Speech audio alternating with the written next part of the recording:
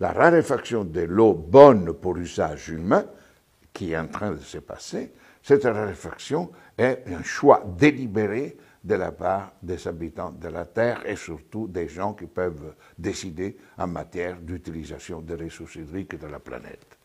C'est la responsabilité des États et c'est la responsabilité des grandes entreprises. Mais la logique de l'économie capitaliste de marché est de rendre tout ce qui est utile, de le rendre rare. Parce que si c'est rare, eh bien, ça vaut davantage.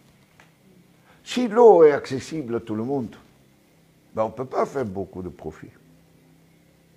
La totalité de l'eau prélevée dans le monde, encore aujourd'hui, 80% de tout le prélèvement qu'on fait des eaux de surface ou des nappes, etc., eh bien, c'est pour l'agriculture. L'agriculture pour la population locale? Non.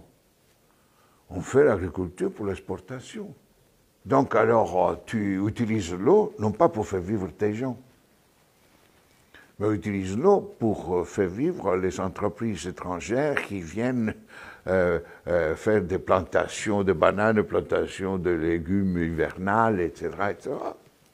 Et donc, tu fais un usage de l'eau, non pas pour l'utilisation pour la vie, pour ceux qui ont des besoins vitaux de cette eau, mais pour des raisons économiques et donc de rentabilité économique. C'est pour cela qu'encore aujourd'hui, on continue à faire ce qu'on appelle l'accaparement des terres. Donc nous, les Européens, les Américains, à travers nos banques, on achète les terres africaines. La Chine achète les terres africaines. Et on détourne l'utilisation de ces terres des activités agricoles pour la population locale. La vision que nous avons de l'eau a changé depuis une cinquantaine d'années. Il y a à peu près 35 ans que la communauté internationale a pris une décision importante. A dit, dans le cadre du premier sommet mondial de la Terre, a dit une chose que les groupes dominants avaient imposée des années auparavant. C'est-à-dire qu'ils ont dit l'eau n'est pas essentiellement un bien social pour la vie. L'eau doit être considérée essentiellement un bien économique, c'est-à-dire une ressource soumise aux lois de l'économie dominante, c'est-à-dire l'économie de marché. L'eau est un bien économique, c'est-à-dire qu'on peut vendre et acheter. L'eau est une marchandise. Ah, on se dit ça. Pour la première fois dans l'histoire de l'humanité, c'est les dirigeants, les dominants responsables, ont affirmé que l'eau est une marchandise. Et que donc, une marchandise est soumise aux règles de l'économie de marché. Et donc, ils ont dit, la valeur de l'eau ne dépend pas par rapport à la vie.